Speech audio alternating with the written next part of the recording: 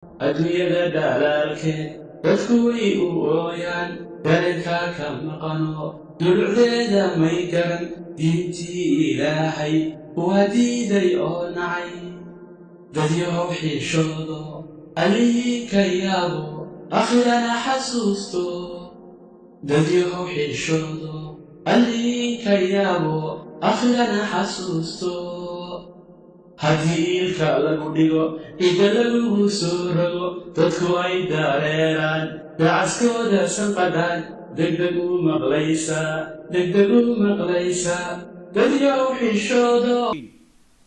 لقد غاضهم بقايا التدين التي لا يزال المسلمين متمسكين بها من حيث الحفاظ على الأسرة كتلة واحدة يملأها التقدير لأفرادها والاحترام المتبادل بين مكوناتها وأركانها، فخططوا ودبروا فأنشأوا ما يقارب 24 مؤتمرا دوليا لمناقشة قضايا المرأة،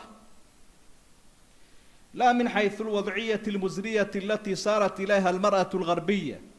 ولكن لجعل النساء المسلمين يتشبهن بنسائهن ويسرن على منوالهن،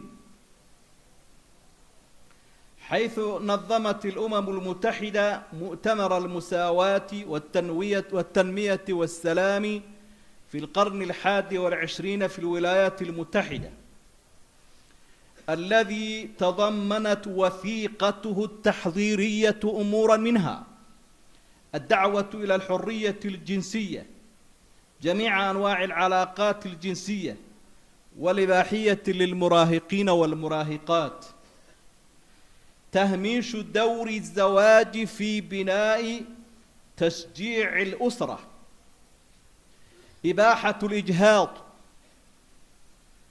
تشجيع المرأة على رفض الأعمال المنزلية بحجة أنها أعمال بغير أجرة، إباحة الشذوذ الجنسي والدعوة إلى مراجعة ونقض القوانين التي تجرمه، محاولة فرض مفهوم المساواة المطلقة في العمل وحضانة الأولاد والأعمال المنزلية، والمطالبة بإلغاء التحفظات التي أبدتها بعض الدول الإسلامية. عباد الله، لقد كان استهداف المرأة المسلمة مخططا محكم الدراسة من طرف الغربيين وعلى رأسهم اليهود. جاء في بروتوكولاتهم: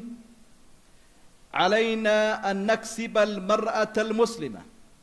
ففي أي يوم مدت إلينا يدها ربحنا القضية. ويفصح أحدهم عن المطلوب من ذلك فيقول: كأس وغانية يفعلان بالأمة المحمدية ما لا يفعله 1000 مدفع ودبابة، فأغرقوها في حب المادة والشهوات. ويقول أحد كبرائهم: إن مكسبنا في الشرق أي الإسلام لا يمكن أن يتحقق إلا إذا خلعت الفتاة المسلمة حجابها، فإذا خلعت الفتاة المسلمة حجابها كسبنا القضية واستطعنا أن نستولي على الشرق أي المسلمين. قال الشاعر: نريد منها احتشاما عفة وأدبا وهم يريدون منها قلة الأدب. قال الله تعالى: وإذا قيل لهم لا تفسدوا في الأرض قالوا إنما نحن مصلحون ألا إنهم هم المفسدون ولكن لا يشعرون. بارك الله لي ولكم في القرآن العظيم، وأستغفر الله فاستغفروه إنه هو الغفور الرحيم.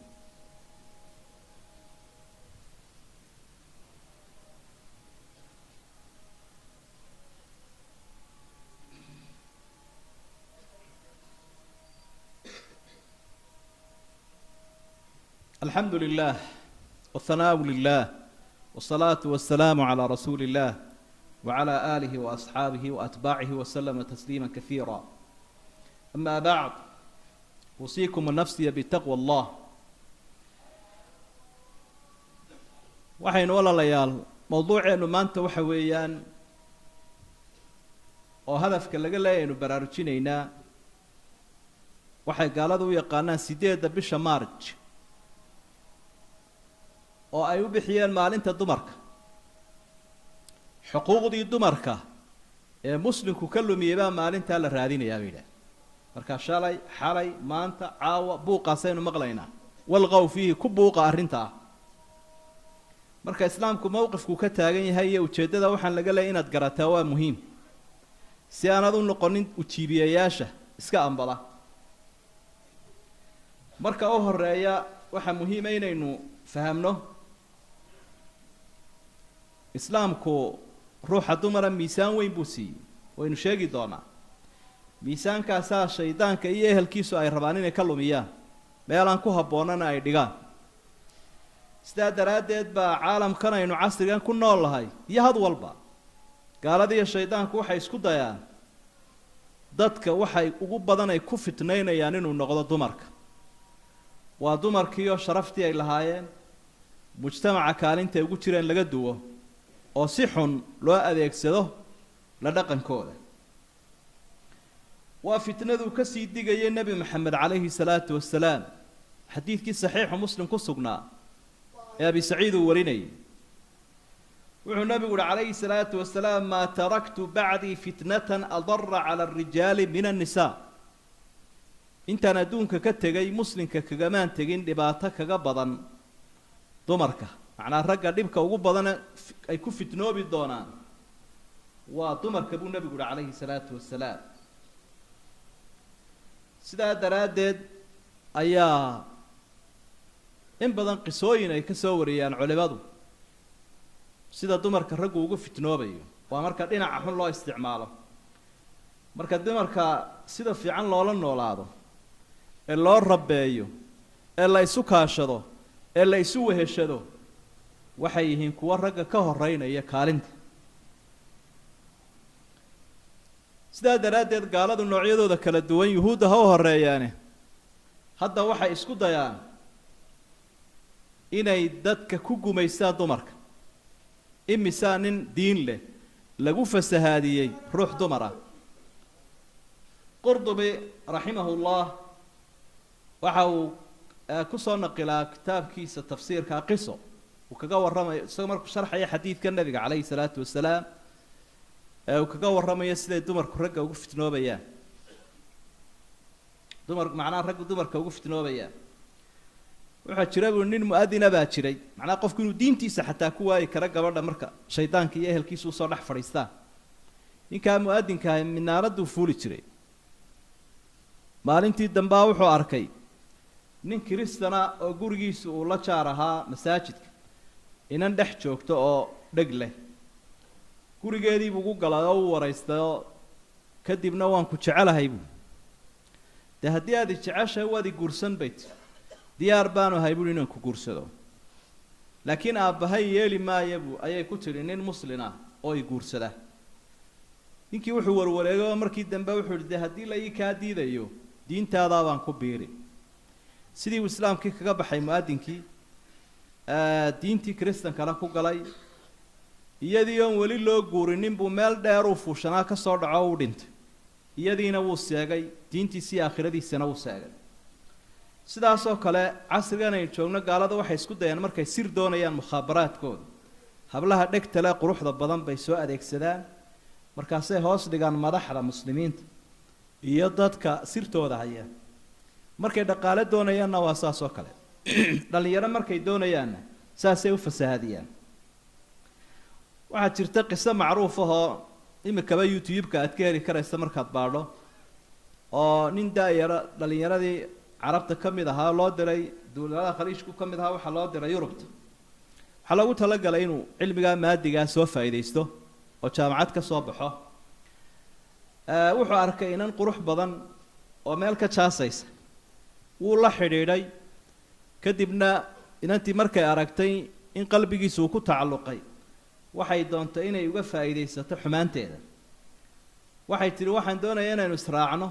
وميلان كسو دلحيسaya adii raacdo kolba u dheel bay geysay kolba u dheel bay geysay markii dambe axadana kaniisadan tagaa i raacbay kaniisadii buu sidii ugu raacay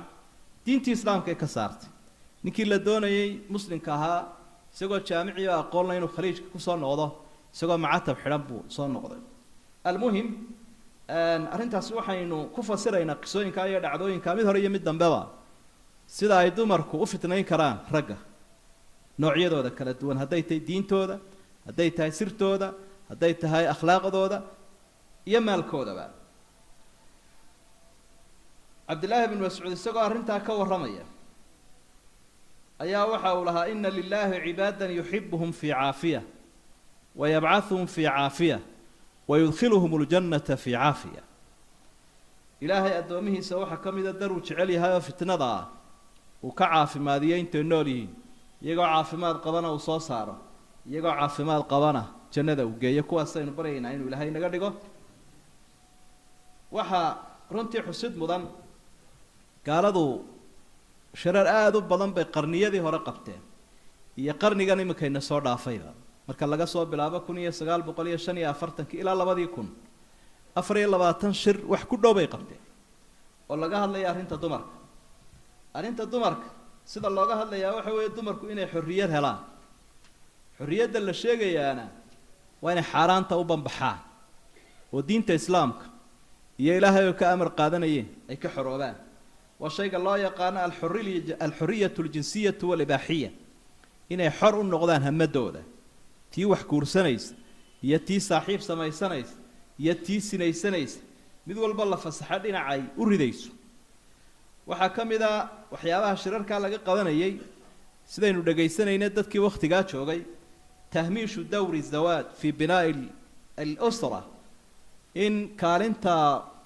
muslimka dhexdiisa ay ku leeyahay qoysku ku leeyahay la baabiyo waxyaabaha laga hadlayo waxa kamida booba ka qaylinayeen shirkii Pekin ama China ay ku qabteen 95kii ibaaxatu al-ijhaad inay gabadhu waxana boosharka la ilaa samayn karto ilmaha iska soo ridi karto waxa kamida inay gabadhu iska diido shaqada ay guriga ka shaqeynayso maadaama aanay mushahar ku helaynin beelaan hadayadii waa isu shaqeynayso caruurteedii waa shaqeynayso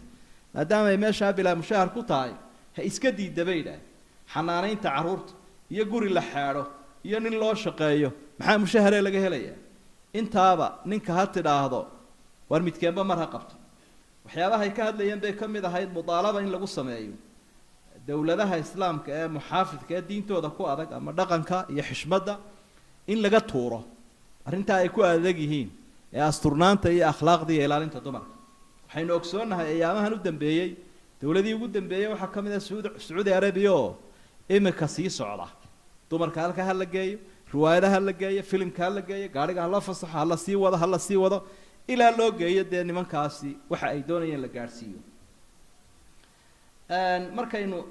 inta ka sii socono waxyaabaha cadeynaya waxa kamid ah foolxumooyinkooda shirarka waxyaabaha laga hadlayo waxa kamid ah al-usratu al-mu'asiratu al-mutahaddira allati tatakawanu min rajulayn aw imra'atayn in la sameeyo usrar casriya oo horumarsan waa qoys horumarsan oo hore loo helin in imika la soo helay qoyskaas waa maxay waa nin guursada iyo gabadh guursata in loo ictiraafo inay qoys yihiin wana macruuf adduunyada galbeedka hadda ninkuna aduu nin qabo gabadhuna ay gabadh qabto qoysaska kamidii waliba aad loo difaaca hadda la yiraahdo waa dadka aqaliyada ee lagu duulayo ee la weerarayo ee cusuriyiintu ay ku soo jahaysayn marka ama wadaad ha ahaado ama waraleka arrimahooda qoyska ka hadla casriga ah indhaha laga soo saaraya wadankana waa laga ereeyaa waxa ka markhaati kacaya mukhadadaadkooda iyo mu'amaraadkooda qoyska ku jahaysanaya gabadha protocolaadka waxyaaban mabaadidooda yahuuda ayaa waxa uu cadeynaya ay leeyihiin calayna naksib almar'a waxa daruuri nagu ah hadaynu yahuudana mabaadidana kamid ah inaynu gabadha kasbanno maalintay gacanteeda inoo soo fidiso aynu gacanta qabanno maalintaas aynu guulaysanayna mid kale kuwooda waaweyn mufakiriintii wuxuu lahaa markuu ka hadlayay muslimka sida loo fasahaadinayo gabadhoodii iyo qoyskooda ka'sun waqaaniya galaas ama dhala khamriya iyo dumarka jidhkooda iibsada mid ka mid a ama heestaba yafcalaani bilummati muxamadiya maa laa yafcalu alfu madfac wadabaaba ummadda nebi maxamed waxay u fasahaadin karaan kun madfac ama kun kaare si aan u baabi'iyeen ayay labadaasi u baabi'inayaane khamriga iyo dumarka jidhkooda iibiya la ogaada muslinka fa afriquuhaa fii xubbi almaaddati waashahawaat marka waxaa u badisaan bay idhaahdeen oo u kala jiitaan oo jeclaysiisaan maaddada iyo shahwadda macnaha waxa weeye inay ka waashaan afka iyo ibta ama hunguriga iyo hamadda waa akhdaru aslixati ashaytaani lilinsaan hubka ugu khatarsan ee shaydaanku uu bani aadamka ku adeegsado dardaaranadooday ka mid tahay mid kaleba waxa uu leeyahay ina maksabanaa fi sharq laa yumkinu an yataxaqaq ujeeddadaynu ka leenahay nimanka reer bariga dhexe muslimkay uga jeedaan ma hirgelayso ilaa idaa khalacat alfataatu lmuslimatu xijaabaha ilaa ay gabadha muslimadii xijaabkeeda tuurto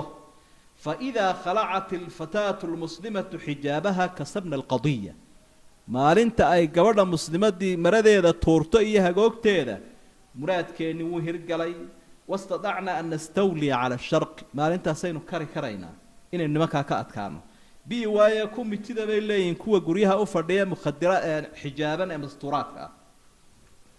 ilaahay baa subxaanahu watacaala qur-aanka waxa uu ku yihi waidaa qiila lahum laa tufsiduu fi lardi qaluu inamaa naxnu muslixuun alaa inahum hum lmufsiduuna walaakin laa yashcuruun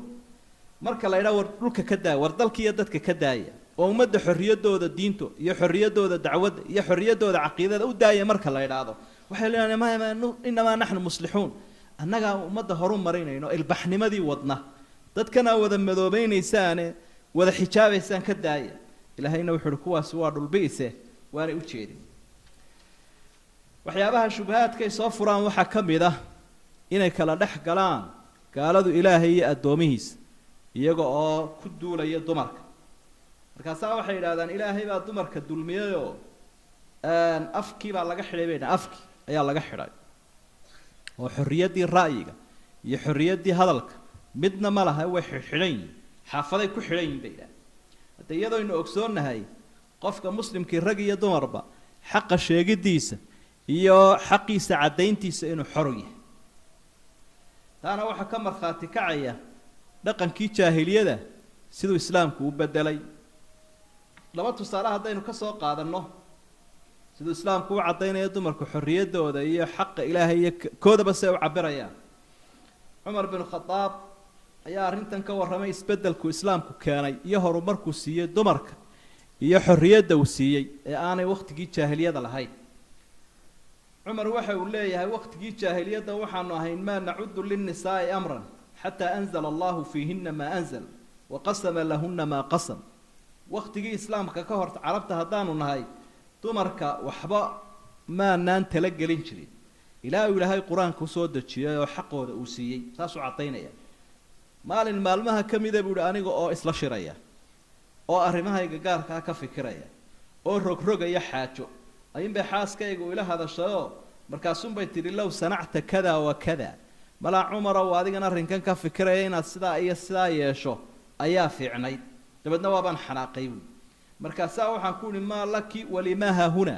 oo maxaa kaa galay afaarahayga iyo arrimahayga maxaa kusoo geliyay hawlihii raggan wadaa anigaa fikiraya arrinkayga maamulanaya dumar baa tae maxaa ku geliya hawshan hay soo dhex gelina halkaaga fadhi way yaabtoo waxay tidhi cajaban laka ya bna alkhadaab ina binu khadaabow ina khadaabow aad baad u la yaab leedahay anigiina waad i diiday inaan wax kuu sheego inantaada xafsina hadda nebigaabay la hadhadashaayo hadalka ay ku celisaayo markaasuu ka cadhoodaa oo muddo sidaa cadho ugu maqnaadaa dabeedna waan yaabay buu ihi oo ma sidaasaa dhacda haa xafsaa baan u tegay inantiisii xafse ee dee xaaska nebiga ahayd calayhi salaatu wasalaam ayaan u tegay buui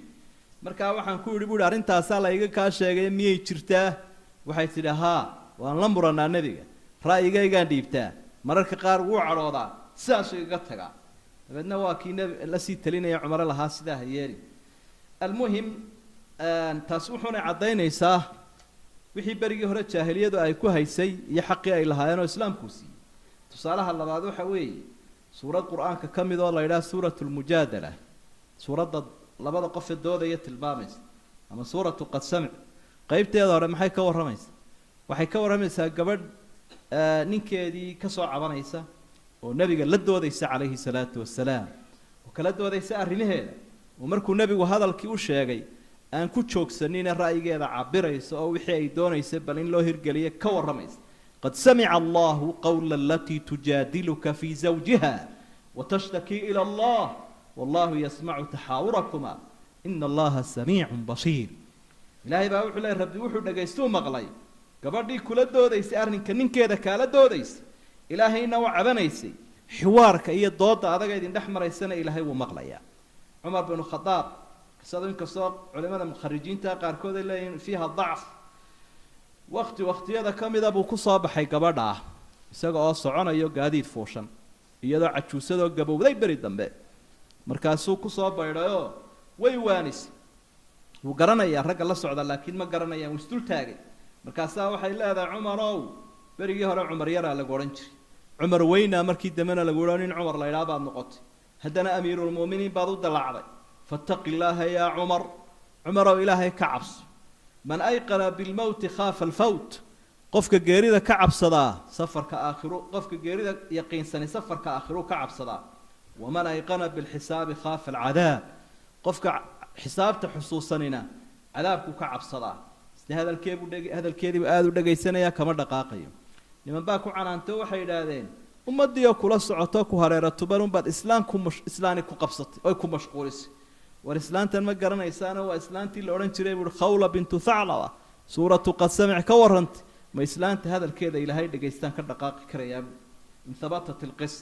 waxaasoo dhan wuxuunay tusinayaan waxay gaaladu sheegeen iyo shubahaadkooda inuu ka dhagaysan karayo qof aan diintiisa aqoon u lahayn waxaa kalay sheegaan islaamku inuu dulmiyey gabadha oo dhaxalkii uu u badiyey ragga laakiin nasiib darradooda dee diinaanay waxba ka aqoon bay doonayaan inay waxay nooga sheegaane mar bay dumarku badsadaan marna raggaa badsadaan marna way isla eegaystaan suuratu nisaa baa ilaahay uu kaga warramay xaaladaha ay rag iyo dumarku isla eegaysanayaanoo wuxuu yihi waliabawayhi likulli waaxidin minhuma asudus mima taraka in kaana lahu walad aabbihii iyo hooyadii way isla eegaysanayaan oo odaygiina sudus buu qaadanaya 6 meelood oo meel dhaxalkii islaantiina intaa in leeg bay qaadanaysa walaalihii xagga hooye markuu ilaahay ka warramayna wuxuu yihi fain kaanuu akthara min dalik fahum shurakaau fi thuluth iyagoo dhaxalkii way isla eegaysanayaan oo shuraakay ku yihiin baa ilaahay waxaa cajiiba mufakiriinta qarbiga ama gaalada qaar badan oo kuwooda fikiro ka mid yihiin waxay ka markhaati kacayaan qaanuunka axwaal shakhsiya ama nidaamka qoyska iyo ehelka habkay dhaxalka u qaybsadaan inuu ka fiican yahay oo uu ka wanaagsan yahay ka qur-aanku uu sheegayo arrin cad weeye sida uu ka warramayo mufakir algarbi qawstaan ninka la yidhaahdo oo markaa eedeynaya qaanuunka faransiiska iyo ingiriisku siduu dhaxalka u qaybiyo cumuuman uma baahna diinteennu shubahaad ay gaaladu sheegeen in laga difaaco oo xaqaynu ku kalsoonnahay oo cad weeye laakiin waa baraarujin yaroo aynu ku sheegayno uun qofka wakhtiga la xidhxidhan kara ama wax laga dhaadhicin karaa inuu yahay wakhti aanu diintiisa aqoon u lahayn waxaynu kusoo ururinaynaa gabadha muslimadii maalin walba ciid bay iska haysataa mar hadday kitaabkeeda rumaysan tahay sunnaha rasuulkana raacaysa sala allahu calayhi wasalam ninkaa shaacirkaa waxa uu leeyahy yaa xuratan qad araaduu jaclaha amatan qarbiyata alcaqli laakin ismuha muslimu hal yastawi man rasuulu llahi qaa'iduhu dawman waaakharu haadiihi abulahli gabadhii a xorta ee muslimadda ah ee nimanka gaaladu ay doonayaan inay ka dhigaan addoon qarbi ama reer galbeedku ay caqliga ka addoonsadaan oo magaceeduna muslimaduu yahay hayeelina waxaad ogaataa inaanu sinnayn qofka rasuulku uu hogaamiye u yahay iyo ka uu farur xidha ee daba socda abilahab qofna waxaa hogaaminaya rasuulka oo uu ku dayanaya qofna shaydaankii abulahab marka labadaasi ma sineen rasuulkaaga ku dayo oo reer abilahab ha noqonin buu leeyahy ninkaa shaacirka waxaynu ogsoonnay qur-aanka kariimka ah in ay ka mid yihiin suurado magac dumar leh suuratu nisaa oo xuquuqda dumarka aada u faahfaahisa waa suuraddii dumarka iyadoon la sheegin suuradda ragga suuratu maryam ruux dumara ayaa magaceeda lagu waariyey oo suuraddaa magac looga dhigay waxaynu ogsoonnahay islaamkeennu gabadha inuu karaameeyey markay hooyo tahay rasuulku sala allahu calayhi wasalam nin baa weydiiye wuxuu leeyahay anigu haddii aan samafal fidinayo yaa ugu mudan nebigu wuxuu leeyahay hooyada yaa ku xiga hooyada yaa ku xiga hooyada 3 jeer mar afraadkiibuu aabbaha ka dhigay nebigu calayhi salaatu wasalaam si kale haddii loo dhigo samafalka qofka marka 100 laga dhigo 25 aabbaha la rubuca 75 hooyada leh islaamku waxa uu karaameeyay ruuxa dumarka marka ay tahay inantaada iyo markay tahay walaasha labadaba nabigu calayhi salaatu wasalaam waxa uu ku xusay xadiid saxiix muslim ku sugan qofka masruufa buu ee rabbeeya xanaaneeya man caala jaariyatayn hatta tudrika dakhaltu ana wa huwa hakada waxa qole wax kale cid ka badan iska day laba hablood u dhalay ama ay walaalayihiin qofka rabbeeya ilaa ay qaan gaarayaan koriya masruufa aniga iyo isagu jannada sida labada farood baan isku nahay buu nabigu calayhi salaatu wasalaam sidii uu lahaa aniga iyo qofka agoonka korinaya jannada sidaasaan isku nahay sidaas oo kale marka waa bushaaro loo sheegay hablaha iyo qofka haya ee ku tabacaya si aan u karaahaysanin khayrkaas ku jira islaamku waxa uu karaameeyay gabadhii markay tahay zawja iyo xaas saadaradeed ba rasuulku wuxuu sallallahu alayhi wa sallam khayrukum li ahlihi wa ana khayrukum li ahli qofka dad yow idinku gobsana idinku sharaf badani waa ka xaaskiisa ugu wanaagsan anigaana xaasaskayga ugu wanaagsan buu nabigu laa yukrimuhunna illa karim wala yuhinuhunna illa la'in riwaaya kala yahay dumarka waxa karaameeya qof sharaf leh waxa dulaysta qof liita buu nabigu calayhi salaatu wasalaam arrimahaas oo dhan markaynu aragno waxa ay ku dadaalayaan dumarka muslimaadka inay ku qanacsan yihiin diintooda islaamku miisaankay siisay mid gaalahoo meel ka buuqaya ama ka qaylinayana ma dhagaysanayaan midkay ka duulayaan iyagu waxa weeye ummad kala googo'an oo rag iyo dumar iyo ururo kale u qaybsan innaga islaamkeenuna wuxuu ka duulayaa ummad isku keliya oo qoyskii iyo qarankuba u midaysan yahay sidaa daraaddeed baa ragga muslimiintu waxay ku qanacsan yihiin qofku wuxuu u ordayo ee uu dadaalayaaba waa ubadkiisa iyo ooridiisa iyo ehelkiisa intaasuu u nool yahay intaasuu difaacaya intaasuu u dadaalayaa intaasuu barbaarinaya u badbaadinaya intaasay iyaguna baabi'iyaanoo waxa tan loo leeyahay dee qofku haddaanu iimaan lahayn dadka xaqa kula u dayacaa marka yaan la dayicinaha loo dadaalada waxa mar badan ka keenaysa dadkooda ka arkeen inagana dadkeenu markay diin ku dhaqmayaan qof waliba ka kale xaq ku leeyahay uu siinaya اللهم أرنا الحق حقا وارزقنا اتباعه وأرنا الباطل باطلا وارزقنا اجتنابه ربنا لا تزغ قلوبنا بعد إذ هديتنا وهب لنا من لدنك رحمة إنك أنت الوهاب اللهم انصر الإسلام والمسلمين وانصر المستضعفين والمجاهدين في سبيلك في كل مكان يا أرحم الراحمين اللهم أسقنا الغيث والرحمة ولا تجعلنا من القانطين اللهم أسقنا الغيث والرحمة ولا تجعلنا من الهالكين اللهم إنك كنت غفارا فأرسل السماء علينا مدرارا فستذكرون ما أقول لكم وأفوض أمري إلى الله إن الله بصير بالعباد وأقم الصلاة